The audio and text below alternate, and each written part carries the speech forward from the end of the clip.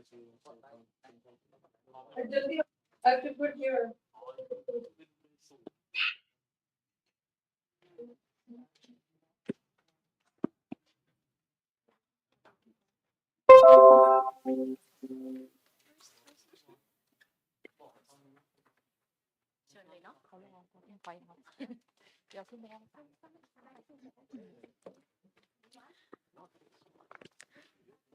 Good morning, Excellencies, distinguished delegates. I'd like to welcome you to the fourth session of the Committee on Macroeconomic Policy, Poverty Reduction, and Financing for Development. Recording in progress. Wait a little bit. Maybe a little bit and then say. Okay. This session is organized both in person and online via e-conference platform Zoom and webcast. Kindly note that remote simultaneous interpretation of the proceedings is provided by the United Nations for the purpose of facilitating communications in light of the fact that there are 6 official languages of the United Nations, 4 of which are used at ESCAP.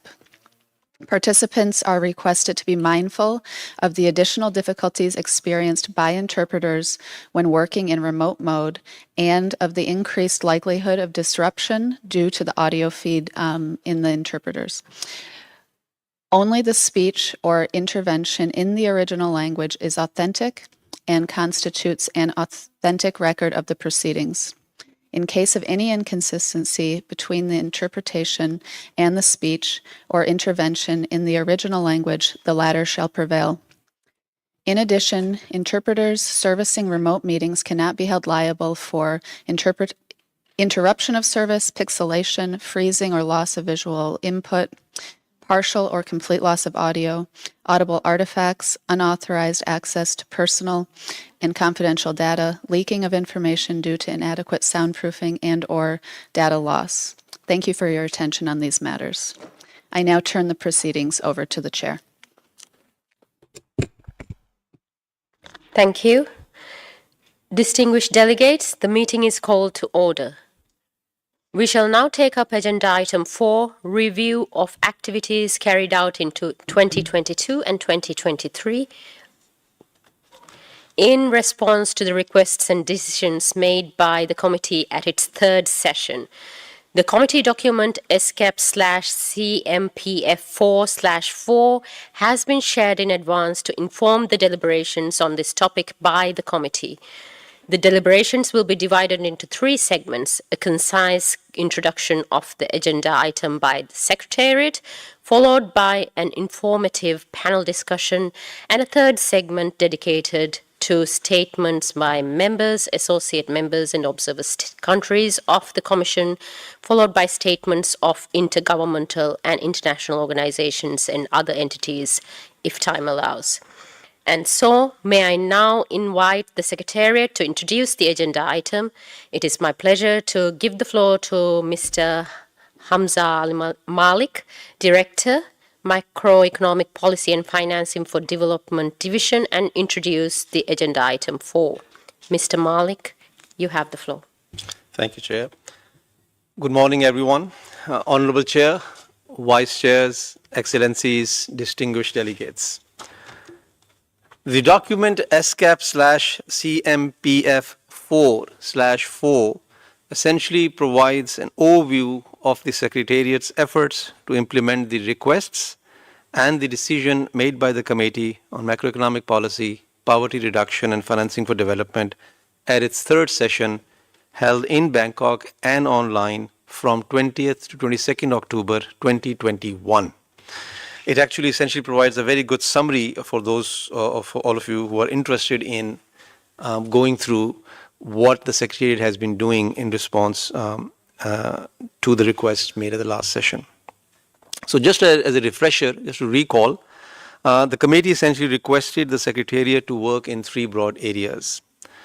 Number 1, strengthen its research and technical assistance to member states in areas such as post-pandemic economic recovery, poverty alleviation, and the transformation towards inclusive, resilient, and sustainable economies.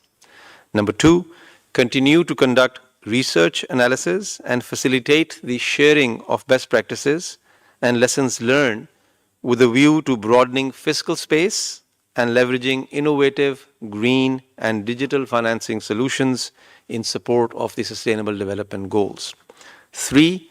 Continue its support for multilateral and development cooperation, partnerships, and the sharing of experiences in areas such as macroeconomic policy, poverty reduction, and financing for development.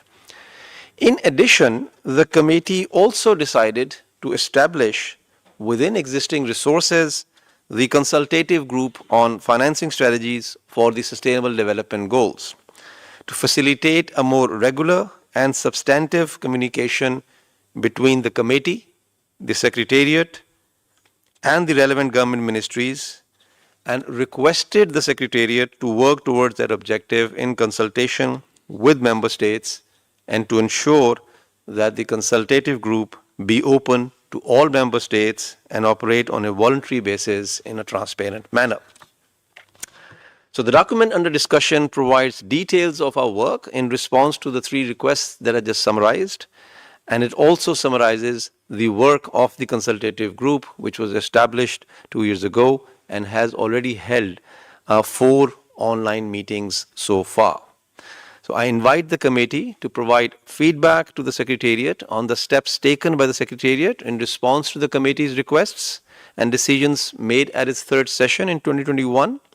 And the committee may also wish to provide guidance to the Secretariat on the research and capacity building activities that member states consider most useful given their specific circumstances.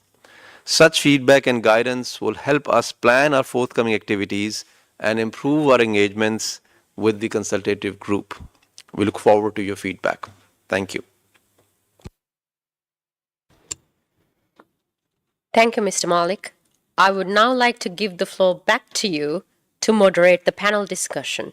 Mr. Malik, over to you. Thank you, Chair.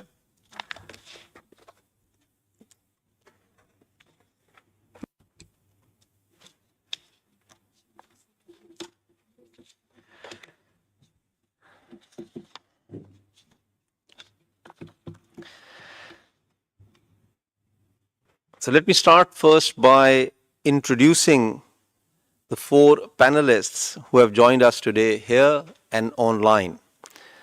They are all members of the consultative group that I was just talking about, the consultative group on financing strategies for the Sustainable Development Goals. I'm joined by Mr. Vieira Kim, Deputy Secretary General, National Committee for ESCAP from Cambodia. He's here in person, sitting next to me. Welcome. I'm also joined by Ms. Gurvinder Kaur, Deputy Director, Department of Economic Affairs, Ministry of Finance, India. She is joining us online today. I'm joined by Mr. Ali Kamal, Chief, Sustainable Development Goals Section, Ministry of Planning, Development and Special Initiatives, Pakistan. He's also joining us online. And Mr. Emek Gunedin, Head of Department, Director General of Economic Programs and Research, Turkey, and he also joins us online. So, colleagues, before I give the floor to you and ask my questions, let me quickly briefly remind you that we have limited time in these deliberations, and we will greatly appreciate if you could limit your interventions to around 3, maybe 4 minutes maximum.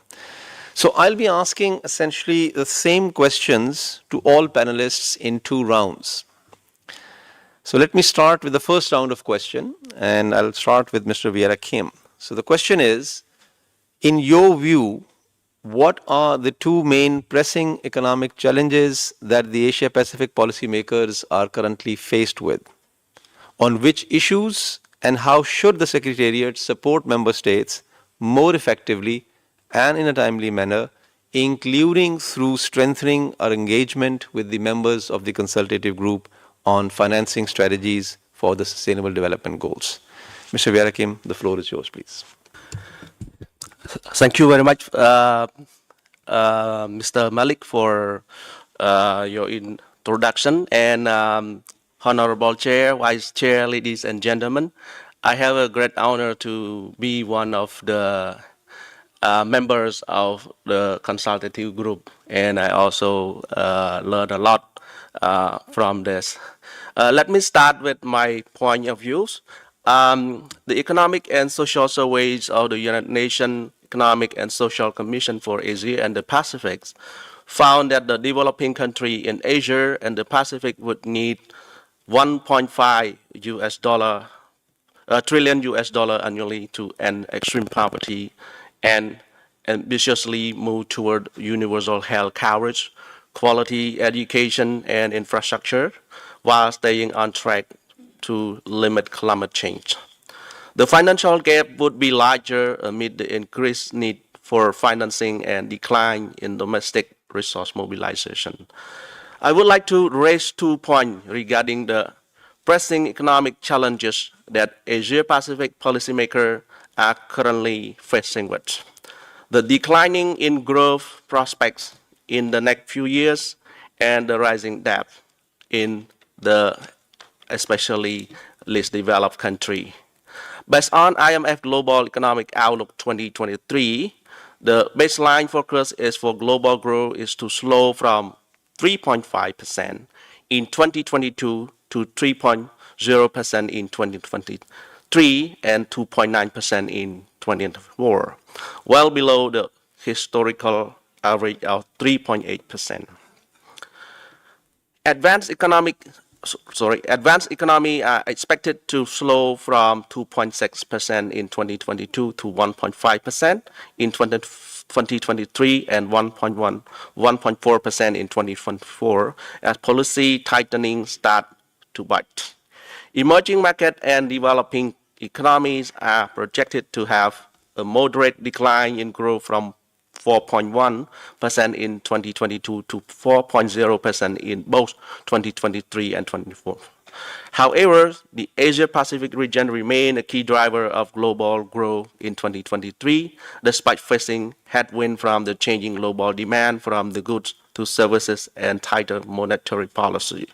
The region is expected to grow by 4.6% in 2023, up from 3.9% in 2022. However, growth is projected to slow to 4.2% in 2024 and 3.9% in the medium term, as China's structural slowdown and lower productivity growth in many other economies dampens the region's potential. The good thing is inflation is expected to decline in 2024 and stay within central bank target range in most countries, faster pace of disinflation than in other regions. Multiple crises, the experience so far can shorten the time horizon for decision by policymakers, investors, businesses, and individuals. Yet the crisis once again underlined the need for long-term focus on resilient, sustainable, inclusive development. Delaying investment would put the 2023 target out of reach and exacerbate financing and macroeconomic challenges to down the line. The second point is rising debt. Even before the COVID-19 pandemic, UNCTAD warned about the climbing debt burden of LDC, which undermine their ability to provide basic services such as healthcare and education. Their debt have not only grown but also become costlier and riskier. Between 2011 and 2019, LDC debt service more than tripled to 33 billion, which represent between 5 to 13% of the value of their export. The pandemic has exacerbated the situation, with LDC debt payments set to hit $43 billion in 2022. The ESCAP survey 2023 showed that the government debt level in developing countries in Asia and the Pacific have been on the rise since 2028. Even before the COVID-19 pandemic, the average general government debt to GDP ratio has reached an 11-year high of 40.6% in 2029. Driven by the light stimulus package and declining government revenues, the pandemic pushed up the region's average government debt level to 49.5% of GDP in 2021. The increase in public debt in the region was primarily driven by fiscal deficit in the past decade. The interest rate growth differential has an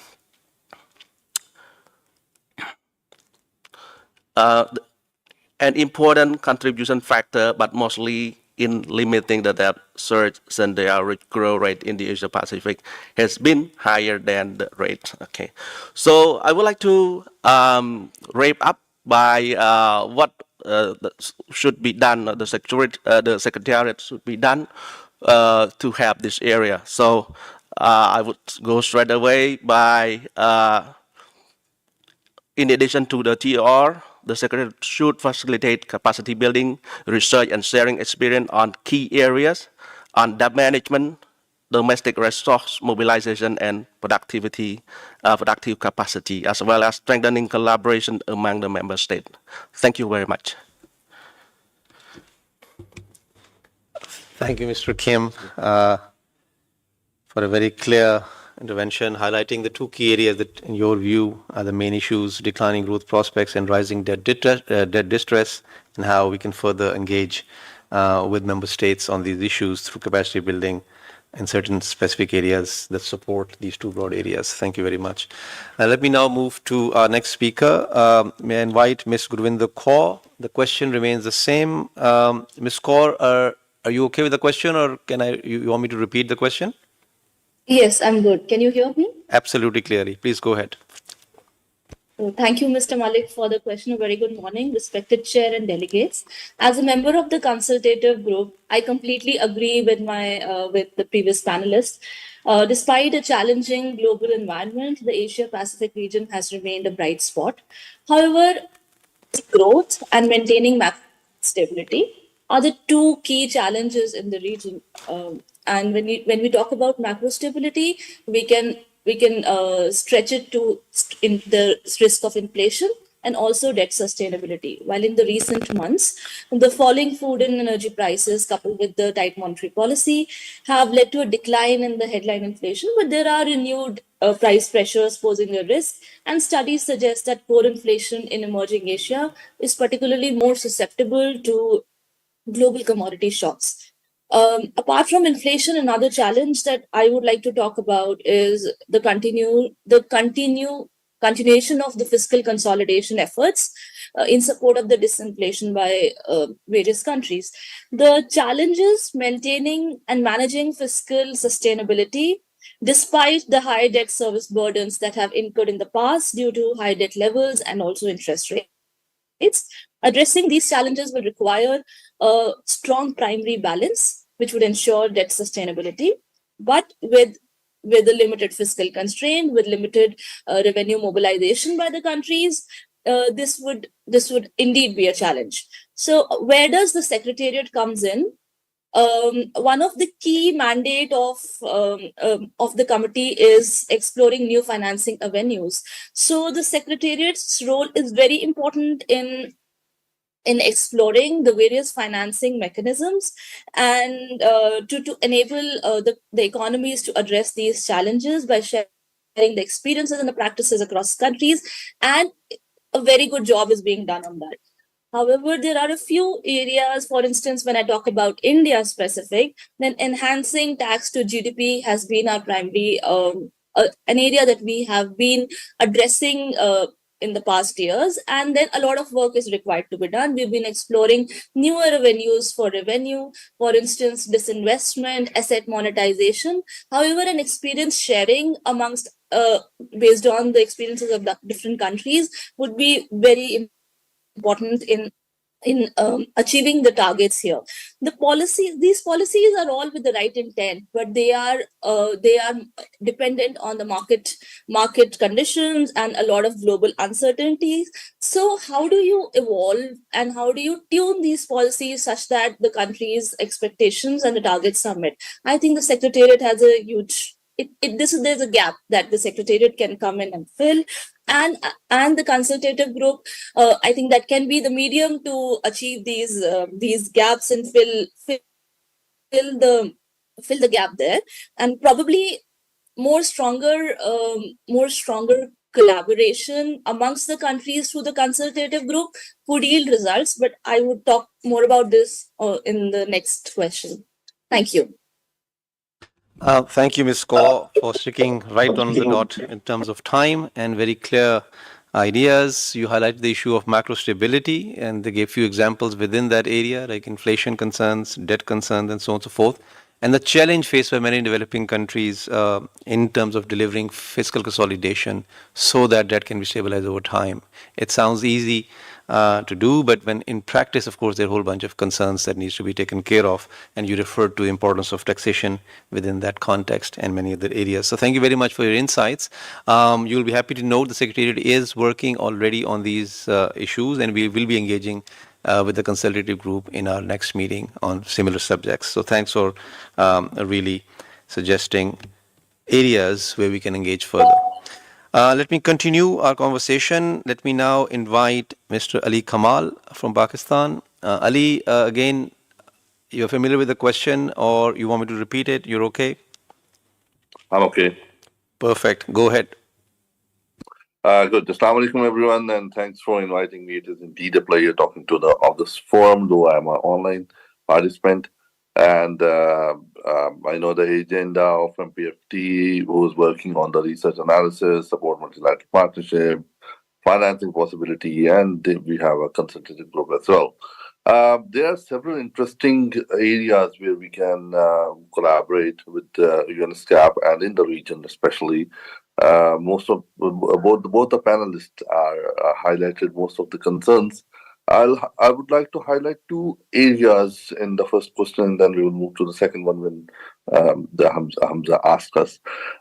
So basically, it's the area of trade potentials within the region, which is very important, and it is unexplored.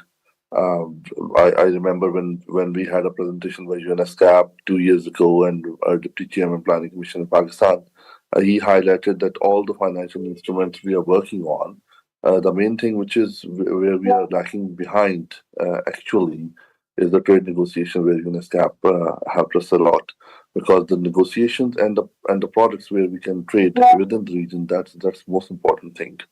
That's number one. Number two, taxation.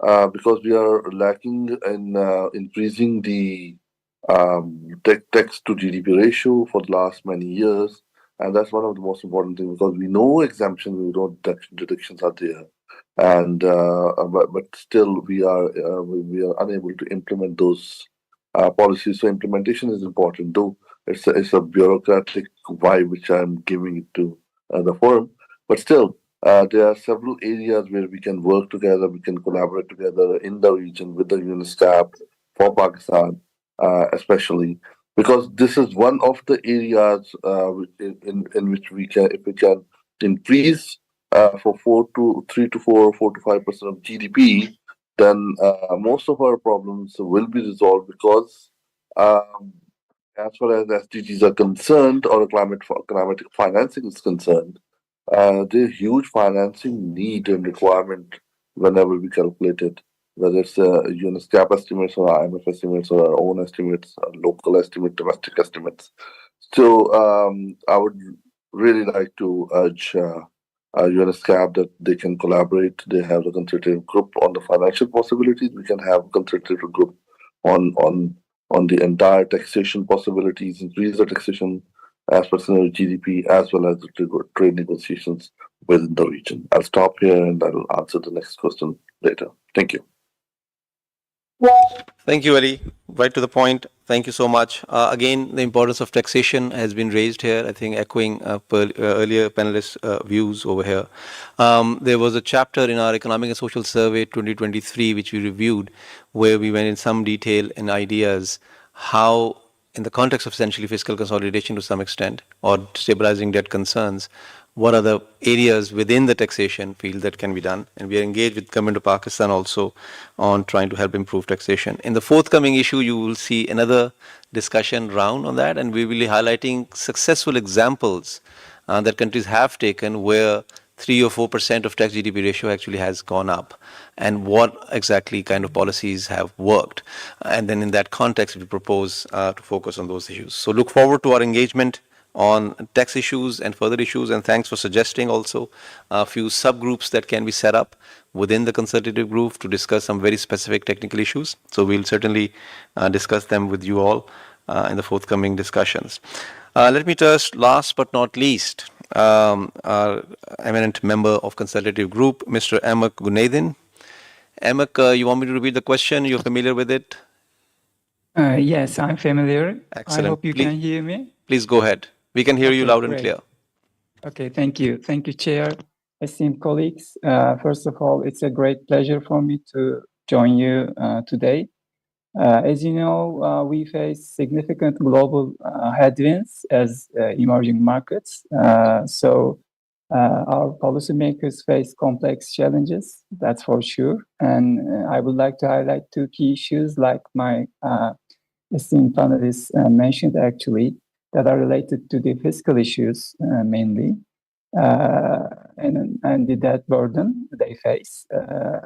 It is clear that the policymakers are trying to balance between promoting economic growth and addressing the fiscal issues while trying to achieve the sustainable development goals. That's for sure.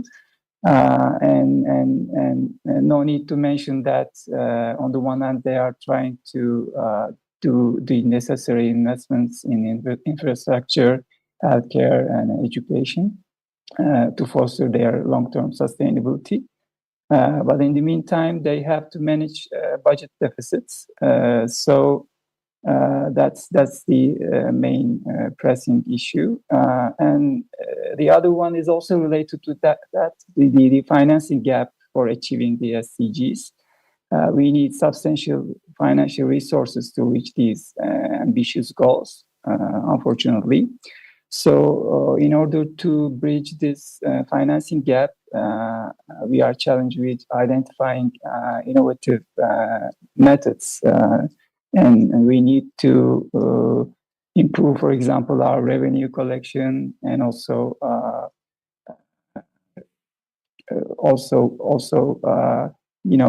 bring public-private partnerships onto the table. So these are the issues that come to my mind. Regarding the Secretariat's efforts to, how you can support our member states to be, strengthen our engagement with the group members. I think the Secretariat actually does what is needed because when we have a look at what we have done up to now, our 4 online meetings were very fruitful from our side, actually, and you are facilitating knowledge sharing very well. So encouraging more frequent communication among members it's a key issue. So you are definitely doing what is needed. And I think these are the things that I would like to highlight currently. Thanks for listening again. Thanks, Imak. Thank you. I think there's a lot of sort of a consensus, which is a rare thing among economists, on the kind of issues that are being identified, fiscal challenges in one form or the other, debt burdens, financing gaps for SDGs, need for innovative solutions to try and close these gaps.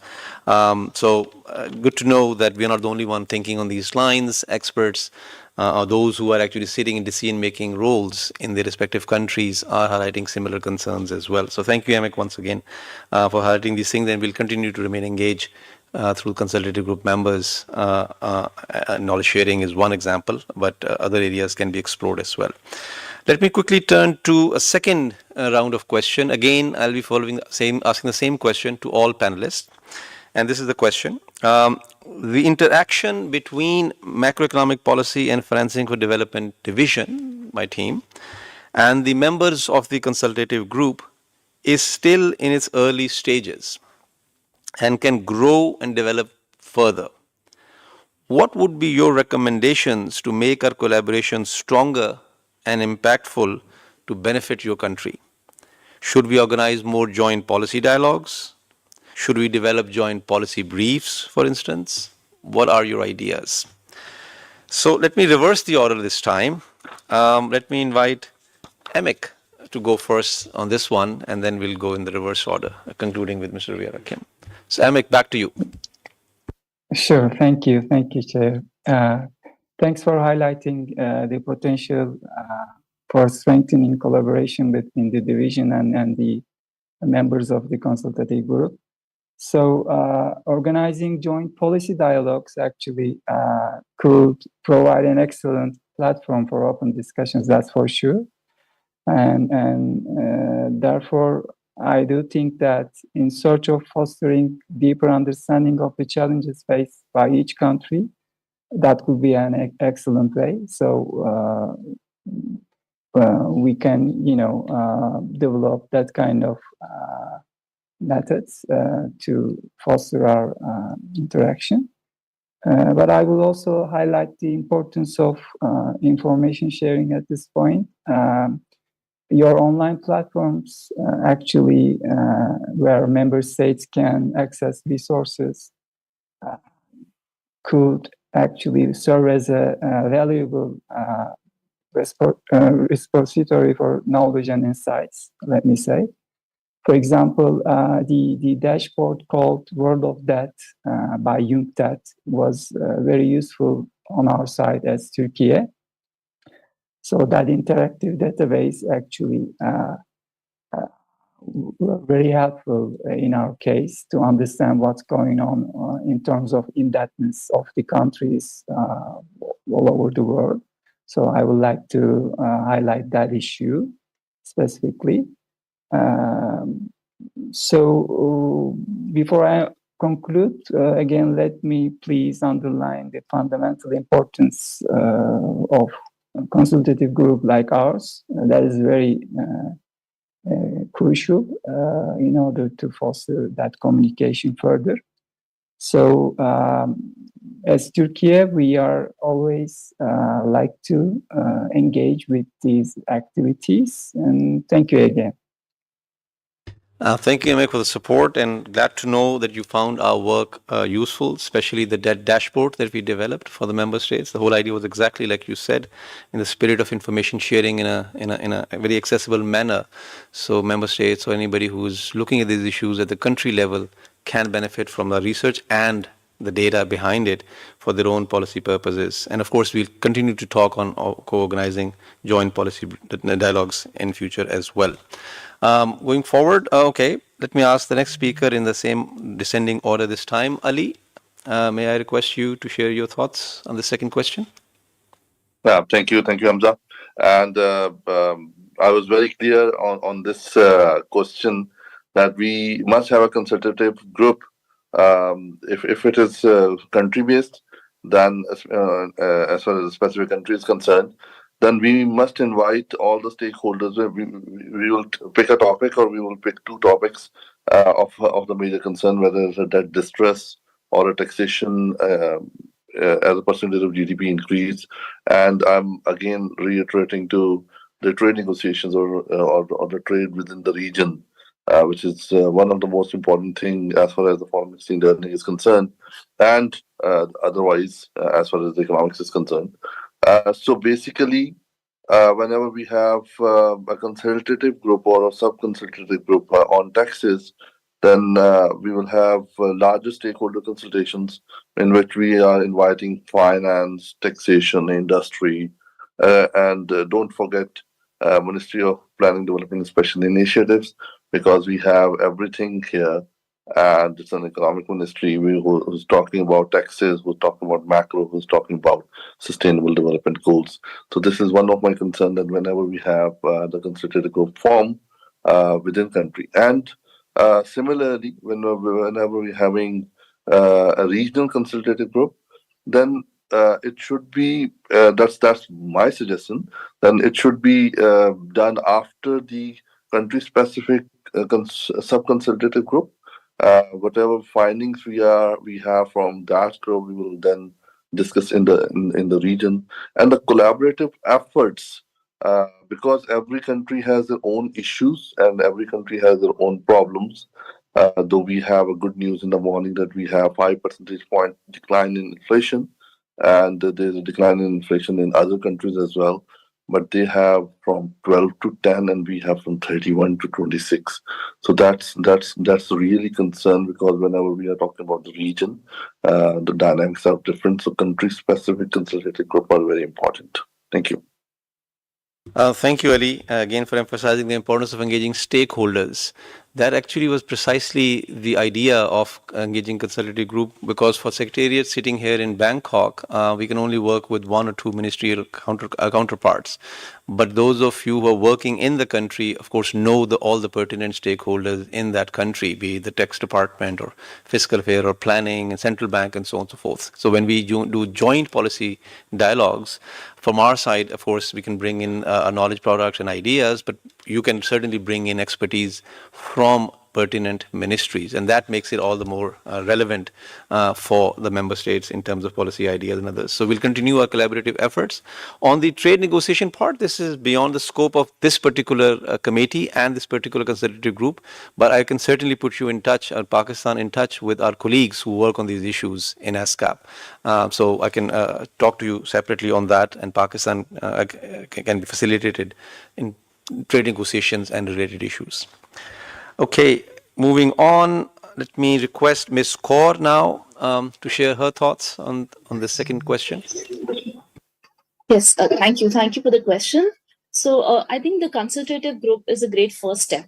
But there were a few, and there have been regular meetings and very, very substantive discussions on a broad bird's eye view about what's happening in the region. When we talked about the economic survey that is published by the committee, but I think you are in the best place to probably get deeper insights into country specific policies that have been taken vis-a-vis a comparison to what has been happening in the other countries.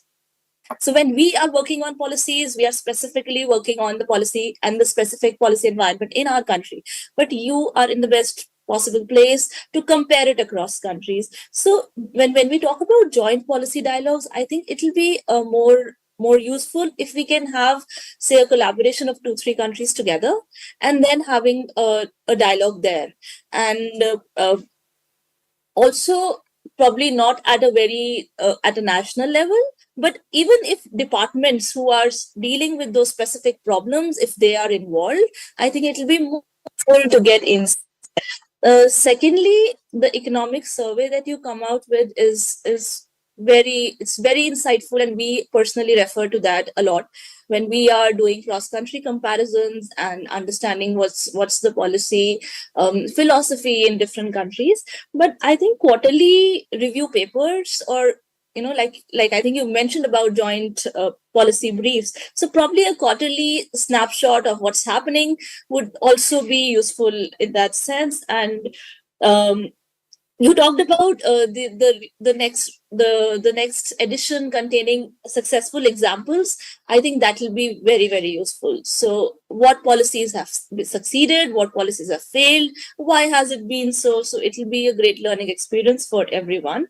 And as we move forward with our green transition commitments, etc., I think these issues are only going to exacerbate, and they're going to, for example, when you're talking about fiscal sustainability issues, I think they're just going to get worse. So probably getting how to engage private sector into financing of development. So these are issues which I think they're common across board, but probably the committee is in the best place to assess why some things are successful and why they are not. And for instance, when we talk about India, we've done a lot of work on digitalization, and we'll be very happy to share our experiences. And I think a lot can be learned from the digitalization journey that we've had. So, but then my compliments for all the work that you've done. It's very useful in policy making. Thank you. Thank you, Ms. Kaur, for sharing very specific and I would say new ideas. So collaborative efforts with few countries in addition to policy dialogues. So that's a very good idea. Zeroing on an issue, let's say taxation or inflation or higher interest rates, and then promote peer learning by putting together a few countries who are interested in that idea, and then have some sort of a sub-regional or a manageable number of countries size, and then debate issues. Excellent idea. We'll certainly discuss in detail with the entire membership of the consultative group in the next meeting. And similarly, the quarterly snapshot of the issues, sort of an update to jointly discuss what issues we are highlighting and what policy suggestions, is also an excellent idea. This is something my team and I have been working on a little bit, so we will share our ideas with you, how we are intend to approach that, and of course learn from your feedback on those things. So both excellent ideas. I think it can certainly help strengthen the engagement with the consultative group members and thus benefit our member states. This time, last but not least, so come back to my panelist who's here in person. Mr. Kim, over to you, please. Yeah, thank you very much to be the last speakers for this round. Okay, so my idea is not different from all of our panelists, because based on our experience, Cambodia have held joint policy dialogue, have organized, I think, twice already. And the recent one was held on the 13th July 2023.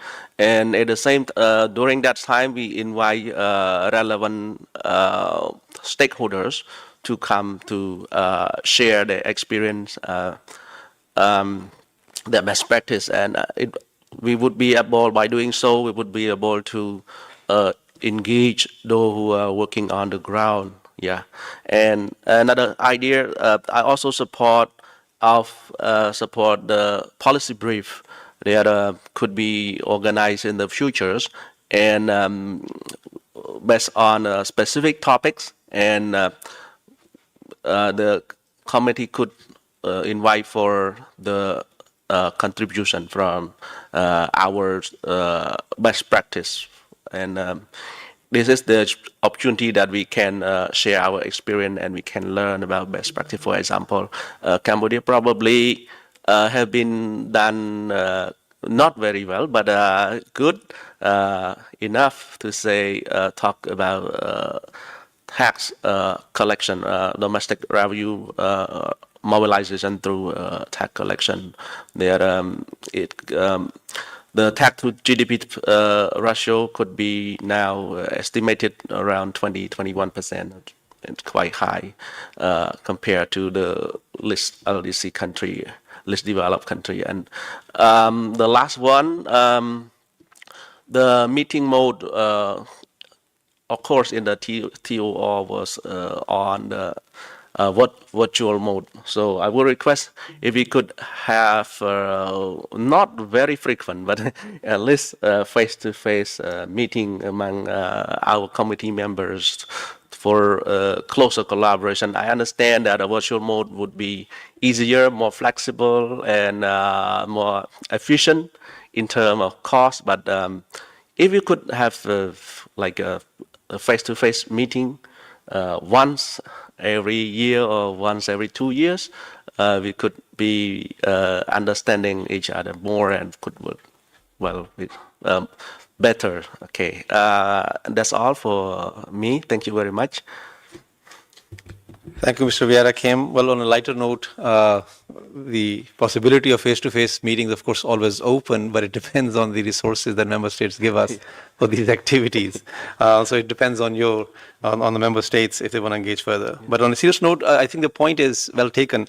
The idea of promoting more sharing best practices, I think that's being articulated in different way or the other. Cambodia, you gave a very good example. When I was referring to success stories, Cambodia is actually one of them. They have managed to increase sex-GDP ratio noticeably. I don't recall the numbers, but at least 3 to 4% of GDP.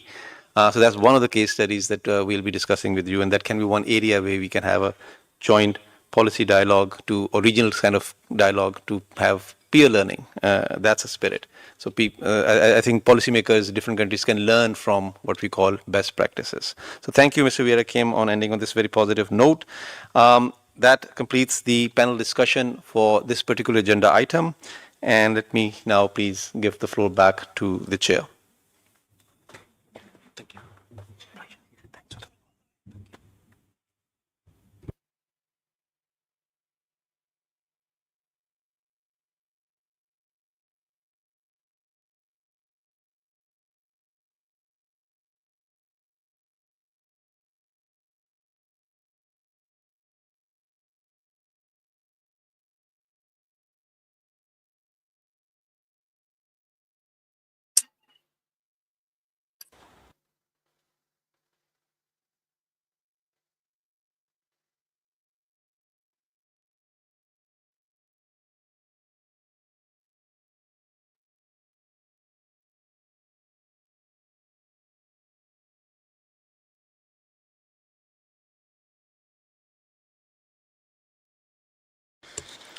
Thank you, Mr. Malik, for moderating the panel, and thank you to the distinguished panelists for their valuable contribution to our deliberations on this agenda item. I would now like to open the floor to statements from delegations. As we only have limited time, may I ask all delegations again to kindly keep your statements within 4 minutes. Statements will be read in order in which they have been received by the conference officer or show up in the request to speak list. I would now like to invite the first speaker on the list, the distinguished delegation from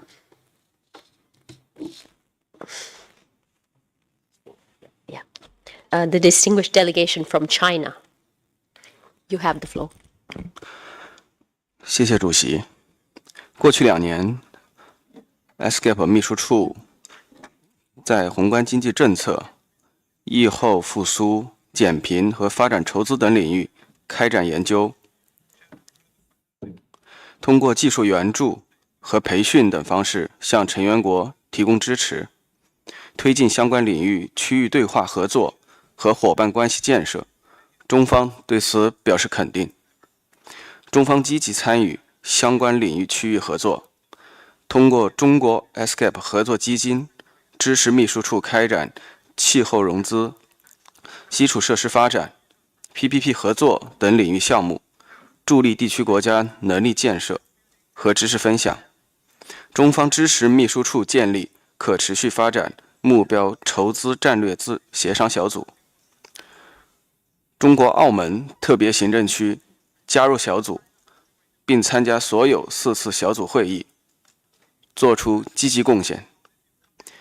中方愿与各方加强团结，继续用好 ESCAP 平台，加强政策交流、经验分享、技术合作与能力建设，共同应对宏观经济挑战，弥合可持续融资缺口，促进亚太地区疫后经济复苏和可持续发展。谢谢。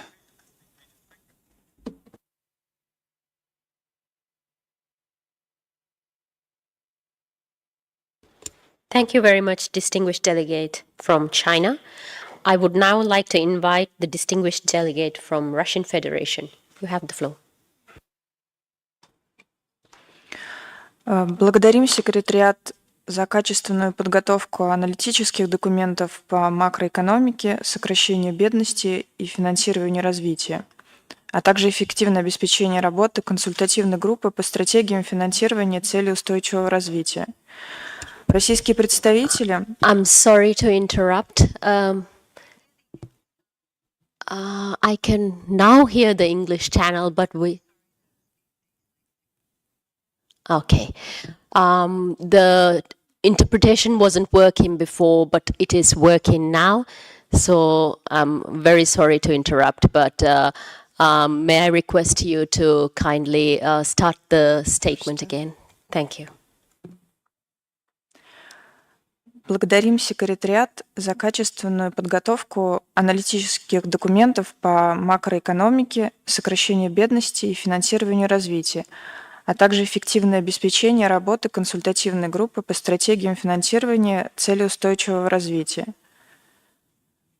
Российские представители, в том числе из числа участников финансового рынка, готовы принимать участие во всестороннем анализе подготавливаемых секретариатом докладов и делиться своим опытом и лучшими практиками, в том числе на площадке консультативной группы.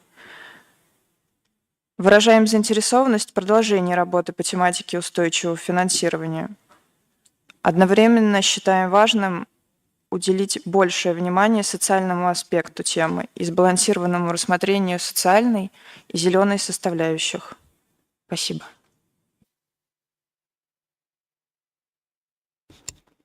Thank you very much, distinguished delegate from Russian Federation. Are there any other governments who wish to speak before I open the floor to the designated representatives of UN bodies and specialized agencies and intergovernmental organizations? I see none.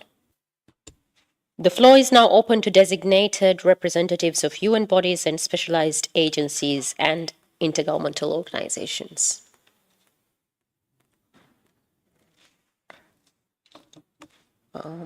I see none. Are there any other entities who wish to speak? No? Thank you very much. This concludes our discussion on agenda item 4.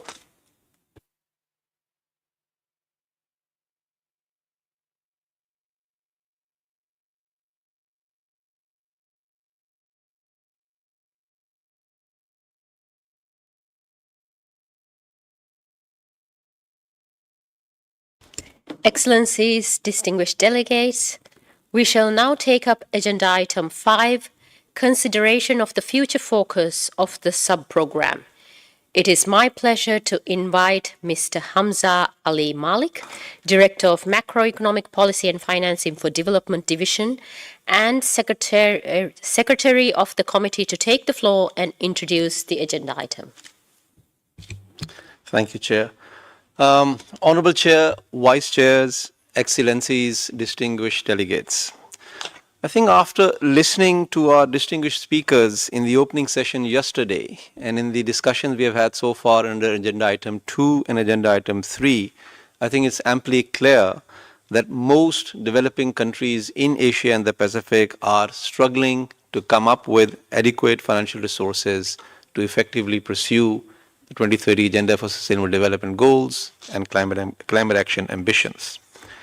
So thus, it is only prudent to develop financing strategies that support multiple global agendas, such as the 2030 Agenda and Paris Agreement. So the document ESCAP/CMPF4/5 provides an overview of the financing for development work in 4 technical areas as examples that will be carried out under the sub-program in the near future. These are financing the just energy transition in Asia and the Pacific, embedding sustainable finance considerations in the financial sector, which would mean actually developing sustainable banking and capital markets, including by supporting the issuance of green and sustainable bonds, pursuing debt for climate and debt for nature swaps, and managing climate risks by financial regulators. 3, financing nature-based solutions, keeping in view the Kunming-Montreal Global Biodiversity Framework and Sustainable Development Goal 14, which is about life below water, and 15, which is about life on land. And 4, developing green project pipelines that qualify for investment by a range of investors, especially those located in Asia and the Pacific.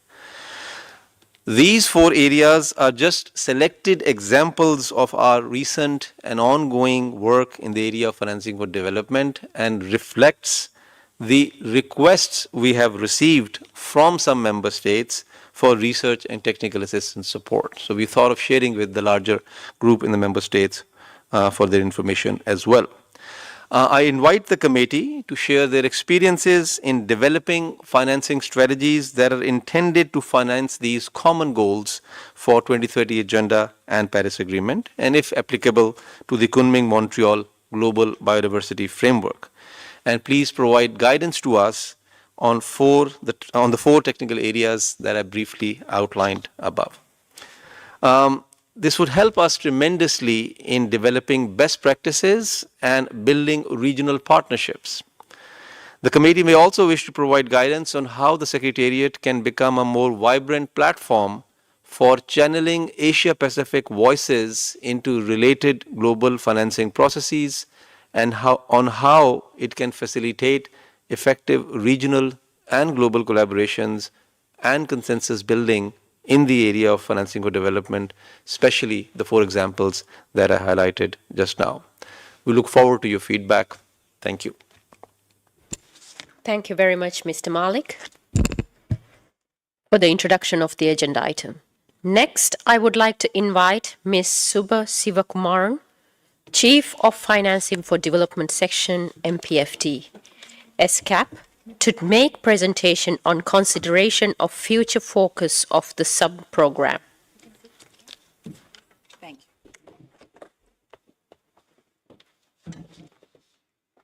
Ms. Sivakumaran, you have the floor. Thank you very much, Chair. I will now make a very brief presentation on this agenda item. So to start with, we know and we have heard that the SDG progress has not been achieved at the rate needed. Only 15% of the necessary progress has been made at the midpoint of this agenda. We also know that the lack of adequate financial resources is one of the main challenges facing Asia-Pacific countries in effectively pursuing common and related goals of the Agenda 2030 for Sustainable Development Paris Agreement and the Kunming-Montreal Global Biodiversity Framework. But what do we mean by common and related goals? So to take a very basic example, and this is only one example of many. Investing in clean energy, goal number 7 here, for which the costs have come down significantly in the region and which is increasingly much more affordable, has been estimated to have a multiplier effect on economic growth of 1.1 to 1.5 by the IMF, meaning that spending on clean energy multiplies growth by more than a 1-to-1 ratio, and especially compared to other sources. That is goal number 8 here. Reducing emissions through switching to clean energy creates sustainable cities and communities, goal number 11, as well as improves life on land, and of course climate action. Here, that is goal 15 and 13. But reducing carbon emissions by switching to clean energy and the financing of that means that life below water also improves because carbon emissions cause the ocean to warm and increases acidification, which is dangerous to animal life and the coral reefs. That is goal number 14 here. So this is just one example of how the social, environment, nature goals all align together that is already embedded in Agenda 2030 as well as in the other frameworks mentioned. Maybe one point to mention is these frameworks like the GBF and increasingly on climate, there are targets or there are actions included which have massive implications for business and for the financial sector. For example, large and transnational companies and financial institutions will be required to regularly monitor, assess, and disclose nature and climate risks, dependencies, and impacts on biodiversity, and provide information to consumers. So this is a massive change in our financial system. Thus, given limited financial resources and the need to mobilize more, estimated to be about 3 trillion a year for developing countries alone, excluding China, to finance both the SDGs and climate action, financing strategies that meet common goals are increasingly being requested, defined, and implemented by countries around the world. And it's important to note that these financing pathways are pathways to achieving national commitments to each country, and they are unique to each country. A mix of domestic, international, including ODA, public and private financial flows are required for each country to meet its own national pathway, and no single actor can do it alone. As we can see, and as is outlined in the document, this comes at a difficult time. Subdued economic growth, interest rates, etc., have several implications on affordability and accessibility of financing precisely at the time that we need much more of it, and the gap is increasing the more that we delay action. The cost has increased, but the terms of financing have also changed. And at the moment, what we're seeing is longer-term investments are becoming more expensive. We're at a time when longer-term investments are precisely what is required at the moment, and it's especially more difficult in challenging markets. The need to attract private financing has only increased, but that is not automatic. Private financing is a function, in many cases, of policy and regulation, the enabling environment. And so more countries are looking at ways in which they can support the attraction of private financing in these areas. As I mentioned, the targets and standards accompanying financing are becoming far more complex, and financial regulators, private finance, other actors, as we heard yesterday, are at the beginning, or some are much more advanced, of this journey. It requires a lot of capacity. Finally, what this points to is that increasingly complex financial planning and action is required. As was outlined, this is an indication of a growing demand from some member states that the Secretariat is receiving in areas of financing for development, and both informal and formal. As was previously mentioned, requests for peer learning has increased, for example, on facilitating how to embark upon or how to accelerate the just energy transition. Technical assistance on the issuance of social sustainability and sustainability-linked bonds, instruments such as debt for climate or nature swap, technical assistance on greening regulators, and consequently project pipelines that support these aspects. And I must emphasize, even though the word green project pipelines are used, they are also Agenda 2030 aligned. Requests for research and knowledge, for example, on supporting the ASEAN Secretariat on developing a sustainable finance roadmap, research and knowledge through our FFD financing series, as we saw earlier, and increasingly also input into global processes related to financing for development, bringing forward the voice of Asia-Pacific member states into global forums such as the United Nations Economic and Social Council in New York, the Conference of Parties, and other multilateral processes. So that brings us nearly finally to the four examples of selected and interconnected areas of work for the Secretariat in aligning financing and supporting the demands and needs of our member states. Number one is financing the just energy transition, including supporting countries to build multi-stakeholder partnerships and also the deployment of more local currency financing, as an example. Number two, supporting the development of sustainable capital and banking markets and the use of innovative sustainable finance instruments. And increasingly, what we're seeing in these markets is that sustainability, a broader definition of sustainability is being adopted by regulators as well as by market participants. On the supporting processes of the project pipelines, of the green project pipelines, facilitating dialogues between ministries, regulators, public and private investors to build capacity in how do we exactly develop these project pipelines at scale, both public and private. And finally, as an emerging item on the agenda, looking at the supporting of financing nature-based solutions. And at this stage, it's early stage, so it's very much supporting the assessment of opportunities, policy, and capacities in this area, really to see also if there's a way to obtain nature-based revenues based on nature assets at a time when debt is perhaps constrained.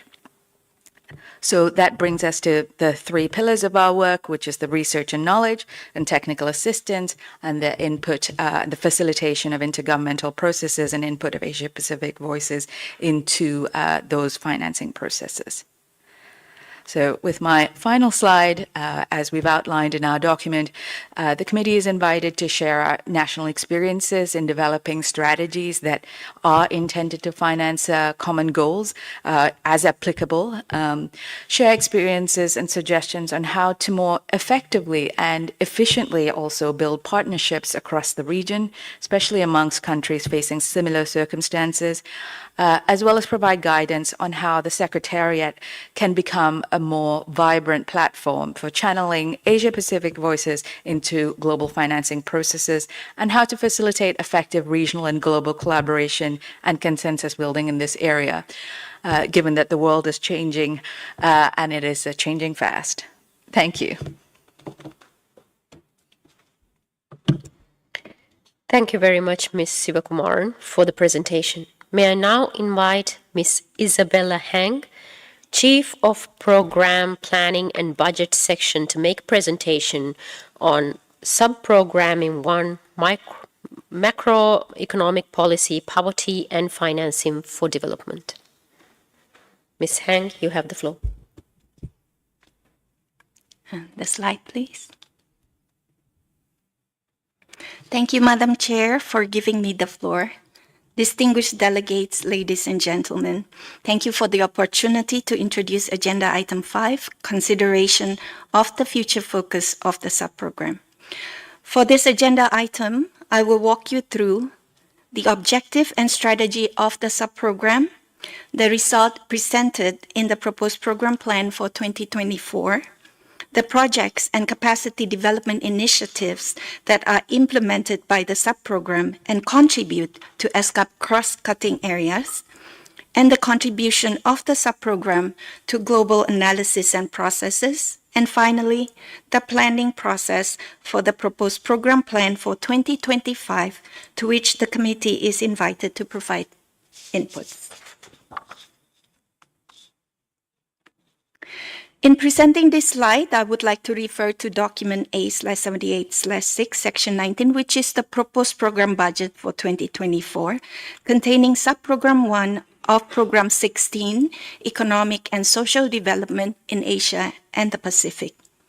The objective of the subprogram is to strengthen the capacity of member states to achieve stable, inclusive, and sustainable economic development in Asia and the Pacific. The subprogram strategy highlights the main entry points of the subprogram to contribute to this objective.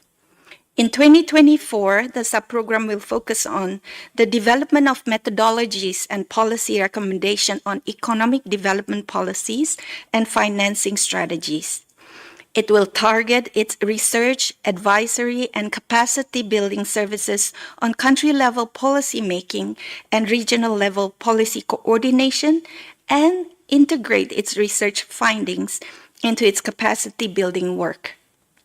It will further facilitate knowledge exchange and consensus building among member states.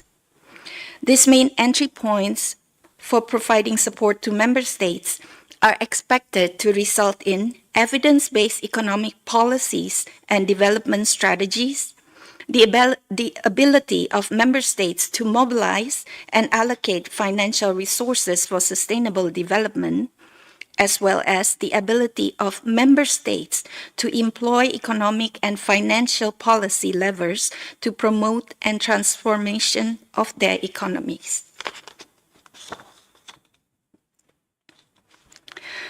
The proposed program plan further contains 3 results the subprogram is planning to achieve in 2024.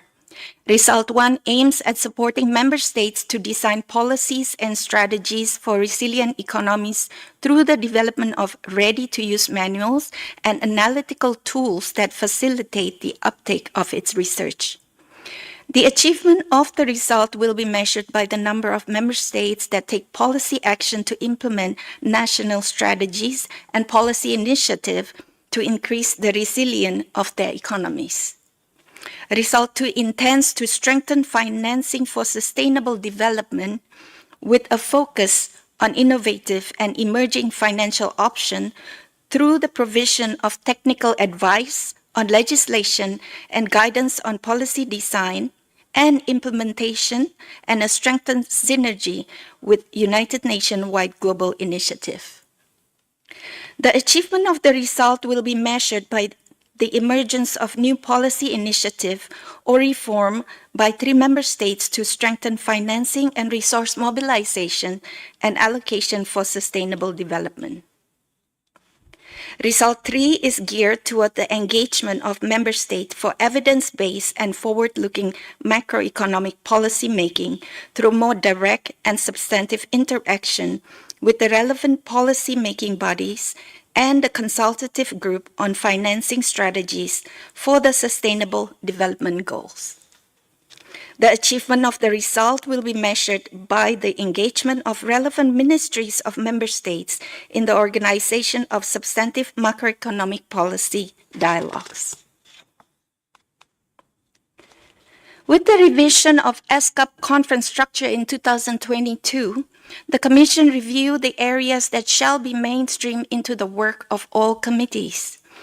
These cross-cutting areas of work are the implementation and monitoring of the achievement of the relevant internationally agreed development goals, in particular the Sustainable Development Goals, poverty reduction and sustained recovery from large shocks for a more equitable Asia and the Pacific, gender equality, the priority needs of least developed countries, landlocked developing countries, and small island developing states, and science, technology, innovation, and in particular, digital technology for a safe and inclusive digital transformation.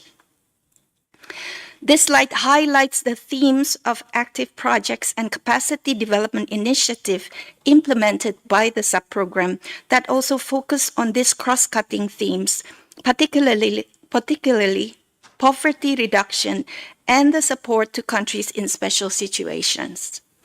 These projects and initiatives are strongly informed by the analytical work of the subprogram and complement its program of work. In 2024, the subprogram will continue to leverage the concern of the Asian and Pacific countries in upcoming global fora, such as the Summit of the Future and Joint Analytical Products. Examples of this successful work from 2023 are highlighted in this slide. ESCAP coordinated a joint policy brief of the 5 regional commissions, which was leveraged at the ECOSOC Forum on Financing for Development through the organization of a side event on rethinking public debt policies for the Sustainable Development Goal regional perspective.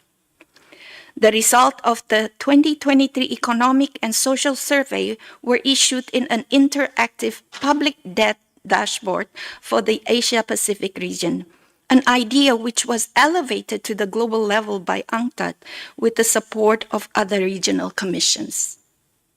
Similarly, in support of the discussion among member states at the SDG Summit, each regional commission analyzed the SDG progress for a selected number of countries in their region to draw common messages on the 6th transition to deliver the SDG. Now let me briefly walk you through the main steps in the development, review, and approval process of the next iteration of ESCAP program plan for the year 2025. ESCAP has begun preparing the proposed program plan for 2025 in September, which will be reviewed by the Advisory Committee of Permanent Representative and other representatives designated by members of the Commission in December. In April 2024, the proposed program plan will be submitted to the 80th Commission session for its endorsement. Subsequently, the plan will be reviewed by the Committee on Program and Coordination, a subsidiary body of the General Assembly, and towards the end of 2024, the 5th Committee of the General Assembly will consider the proposed program budget. Distinguished delegates, ladies and gentlemen, the decisions and recommendations emanating from the 4th session of the Committee on Macroeconomic Policy, Poverty Reduction, and Financing for Development will be taken up by the subprogram to inform the future focus of its work. I thank you for your attention. Thank you very much, Ms. Heng, for this presentation. Excellencies, distinguished delegates, I would now like to open the floor for statements by delegations. The floor is open for comments. I would like to invite the distinguished delegate from Russian Federation. You have the floor.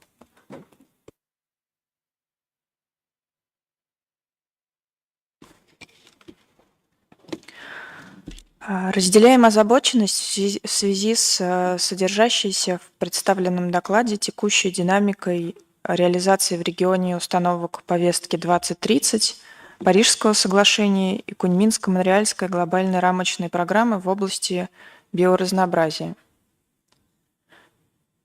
Поддерживаем инициативу по поиску более эффективных методов и форм объединения национальных и международных усилий для полноценного выполнения обозначенных в этих документах задач. Предлагаем рассмотреть дальнейшие перспективы сопряжения деятельности комиссии с инициативами региональных интеграционных объединений и форматов БРИКС, ЕАЭС, ШОС, АСЕАН и укрепление в этой связи роли комиссии как ключевого координирующего механизма многостороннего сотрудничества в интересах эффективного решения общих для стран Азиатско-Тихоокеанского региона проблем. Такой подход позволит выделить схожие факторы и пакетные решения, благодаря которым интеграционные процессы позволяют генерировать положительные эффекты для экономик объединения иных форматов межгосударственного взаимодействия в регионе, как в стабильной ситуации, так и в период кризисов. Видим общую задачу по дальнейшему наращиванию динамики многостороннего сотрудничества в целях развития, продвижения партнерств и обмена опытом, оказание содействия заинтересованным странам, прежде всего из числа развивающихся. В этой связи также приветствуем деятельность секретариата по подготовке востребованных исследовательских и информационных продуктов, оказанию адресных консультационных услуг и технической помощи заинтересованным государствам, а также проведению различного рода мероприятий, способствующих обмену опытом и наилучшими практиками. В завершении хотелось бы отметить, что 2 года назад сессия комитета проходила в непростых условиях продолжающейся пандемии COVID-19, которая существенным образом повлияла на глобальную торговую и инвестиционную конъюнктуру. И выразить благодарность комиссии за работу в укреплении за прошедший период конструктивного, неполитизированного взаимодействия с государствами региона в области макроэкономического планирования и борьбы с бедностью для реализации повестки 2030 и повышения устойчивости экономик государств-членов к дестабилизирующим геополитическим факторам. Спасибо.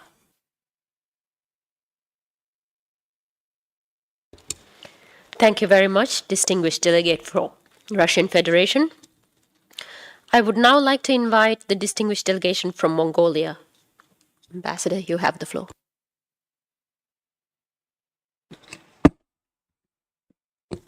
Thank you. Excellencies, distinguished delegates, dear colleagues, the committee meeting coincides with the critical time for the region as we are halfway mark toward achieving the 2030 Agenda for Sustainable Development in Asia and the Pacific. However, the highly uneven progress on SDG implementation, along with the convergence of multiple global crises and macroeconomic challenges, has further disrupted in the Asia-Pacific region from achieving the Sustainable Development Goals by 2030. The consequences of the polycrisis have put immense pressure on public finances and reduced financial resources available to achieve the SDGs. It will require robust policy actions toward attracting new resources into sustainable investments and mobilizing financial resources into digital infrastructure, renewable and clean energy, sustainable transportation, and sustainable buildings, among others. Governments throughout the world are increasingly fiscally constrained, and debt levels can only rise so far. Finding ways in which to attract private sector financing is therefore critical. We need to accelerate action at all levels to realize the decade of action and delivery for sustainable development. Only by mobilizing resources to finance the achievements of the SDGs, enhancing implementation at the national and local levels, and through international cooperation, can we concentrate on the poorest and most vulnerable to leave no one behind.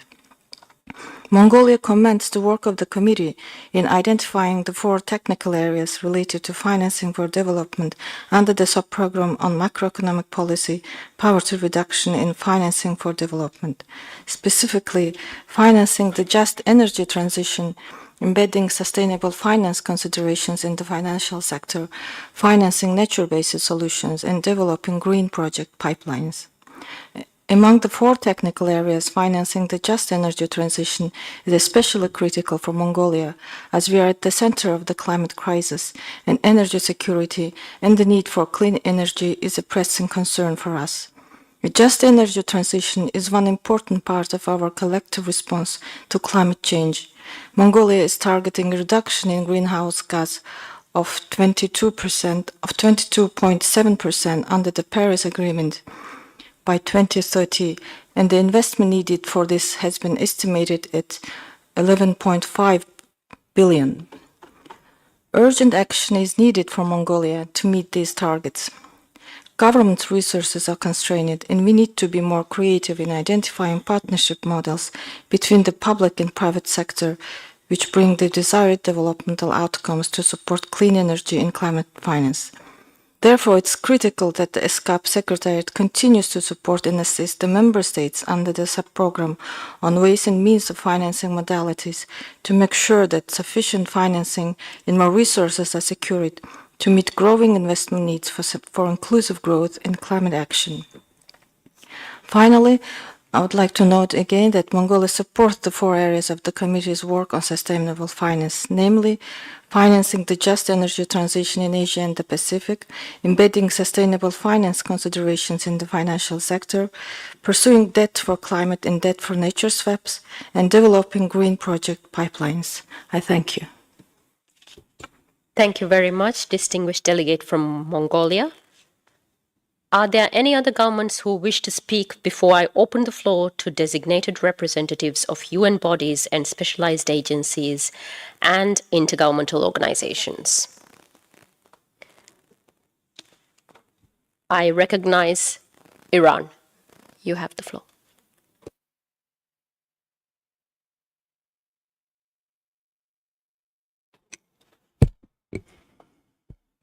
Bismillah ar-Rahman ar-Rahim. Madam Chair, dear colleagues, ladies and gentlemen, we commend in principle the work of the committee in identifying the 4 technical areas related to financing for development under the sub-program on macroeconomic policy, poverty reduction, and financing for development. This work includes financing the just energy transition, embedding sustainable financing consideration in the financial sector, financing nature-based solutions, and developing green project pipelines. The 4 technical areas should be fully conducted in a fair and cooperative manner. Moreover, the transfer of technology and financing for development are equally important for developing countries in reaching sustainable development.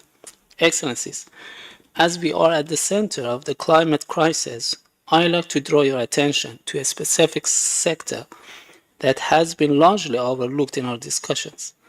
Water scarcity is a serious threat to food security, with significant socio-economic implications that will be exacerbated by climate change.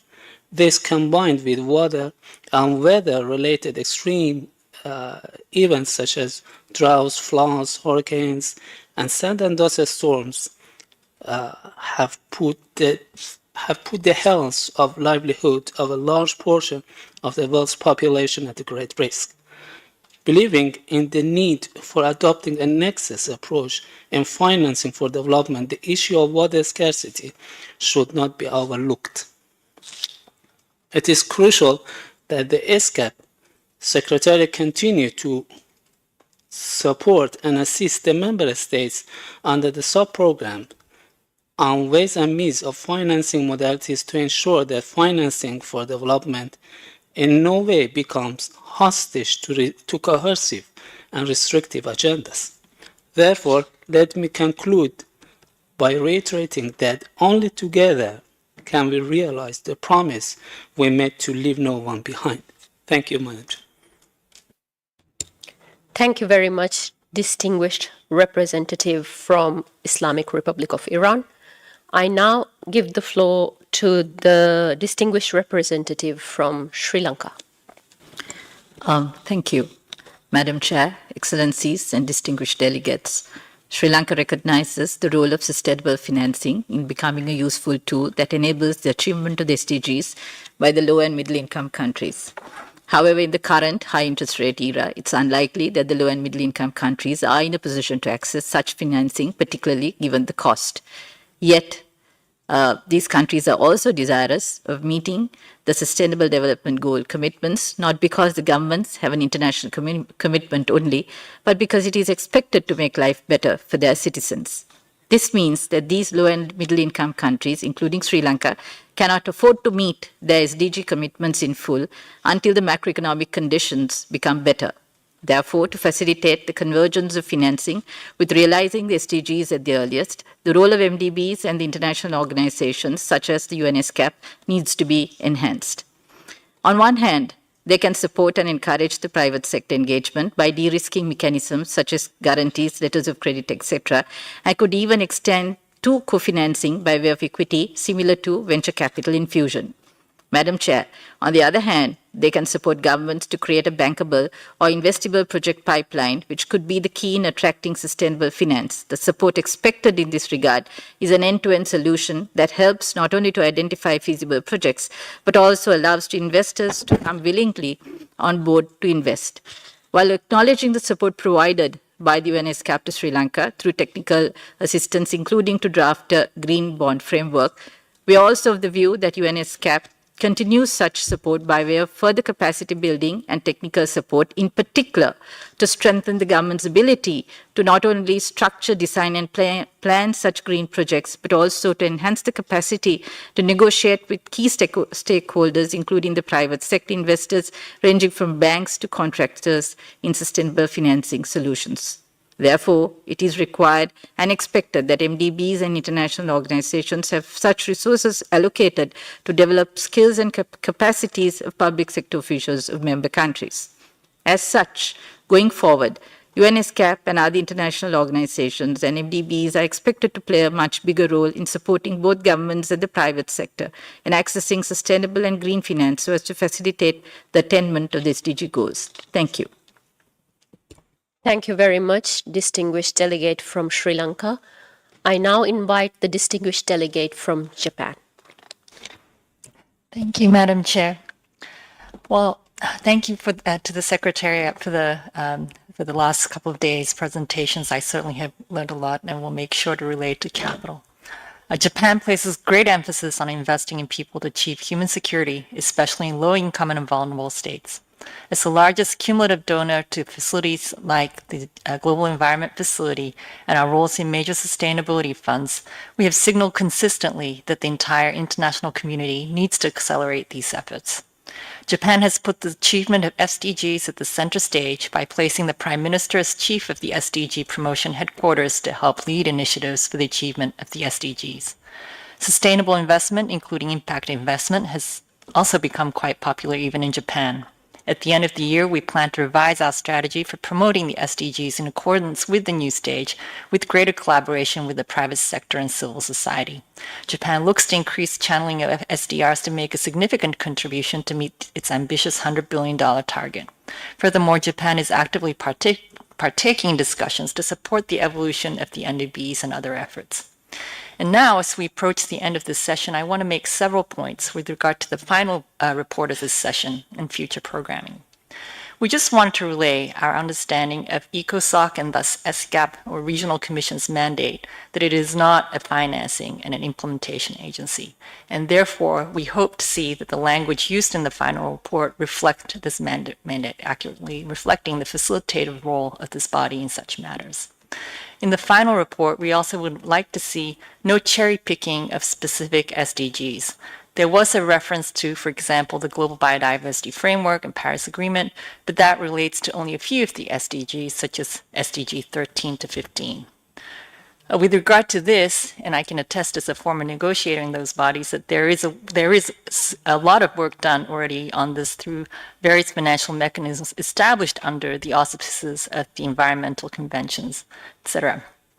As such, probably in some of the wording in the final report, the word green probably should not be used, but probably replaced by something like sustainable to reflect the full palette of the SDGs that we really need to focus on implementing and to really reflect the cross-cutting nature that we should be pursuing in our work here at this forum. And to avoid the duplication of work and efforts so that efforts do not deviate from the agreements made under the respective treaties linked to those specific SDGs, we hope that the Secretariat would work closely with those convention bodies and their financial mechanisms. And while we can see some benefits of linking into existing sub-regional works of the other, non-UN bodies, we take note that ESCAP does have its own sub-regional efforts, and we hope that you leverage your internal work there primarily in your programming work, and that the program should be informed by these by the decisions that are actually taken under the UNGA under their legislative mandates. Thank you very much. Thank you very much, distinguished delegate from Japan. Are there any other governments who wish to speak at this moment?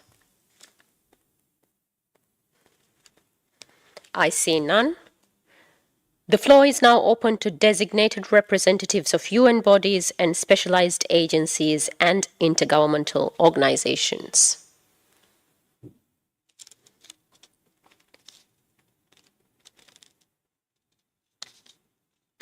I see none.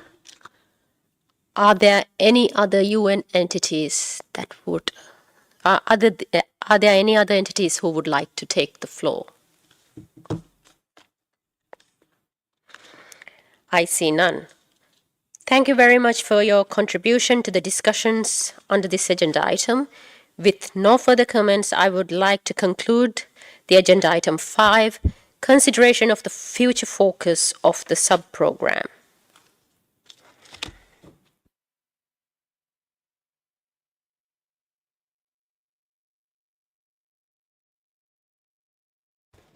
Since time allows, with your approval, we would now like to move to the next agenda item, item 6, other matters, if there is no objection from the floor.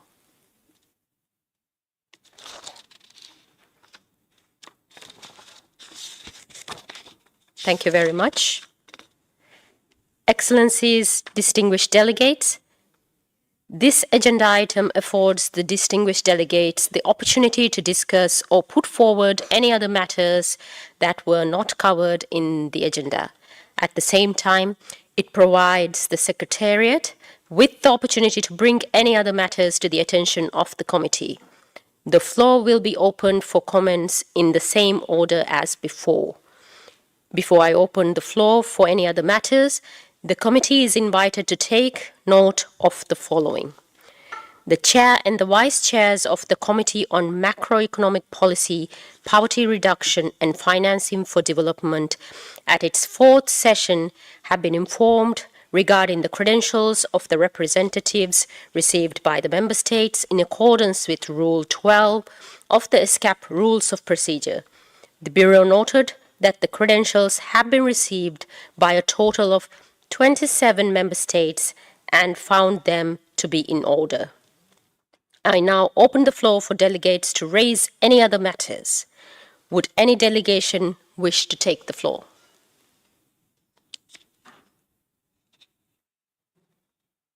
I see none. Therefore, I open the floor to designated representatives of UN bodies and specialized agencies and intergovernmental organizations. I see none. The floor is now open to other entities. I see none. This agenda item is now closed. I would now like to invite Mr. Malik, the Secretary of the Committee, to make some announcements. Mr. Malik, you have the floor. Thank you, Chair. Excellencies, distinguished delegates, it is my pleasure to inform you that the draft report that my team is currently working on is expected to be ready for your perusal at 1300 hours tomorrow, Bangkok time. The draft report will be emailed to all delegations, and the consideration of the draft report will take place at 1400 hours, which is 2 p.m. tomorrow, Bangkok time. Let me also use the opportunity that we would like the Secretariat, my team, we would like to request the delegations to please take a few minutes to complete the evaluation questionnaire that is available on your desk and online in Zoom as well. We can complete this questionnaire. Its results are important for us, and it helps us to improve future sessions of the committee. Thank you very much for taking the time and providing us with your feedback. Thank you, Mr. Malik. I hope everyone enjoys the rest of the day. I'm now pleased to adjourn the second day of the Committee on Macroeconomic. Yes, I would now like to invite the distinguished delegate from Japan. Sorry to take the floor again, but I would like to request the Secretariat to send the report at least before noon. It's in line with the other committees because we need to we need that downtime to travel to the meeting place, and typically secretariats at other committees have usually posted it around 11 o'clock, even though they advertise as 12. So we hope that you would, sorry to request, but also make the same kind of benchmark. Noted. We'll try our best on our part, but we'll coordinate with our editorial colleagues and we'll try and share it as early as possible, let's put it this way, keeping view 11 in view. Thank you. Sure. Thank you. Thank you very much, distinguished delegate from Japan. I'm now pleased to adjourn the second day of the Committee on Macroeconomic Policy, Poverty Reduction and Financing for Development. We will reconvene tomorrow to continue proceedings on Agenda Item 7, adoption of the report of the committee on its fourth session at 2 p.m. Bangkok time. The meeting is adjourned.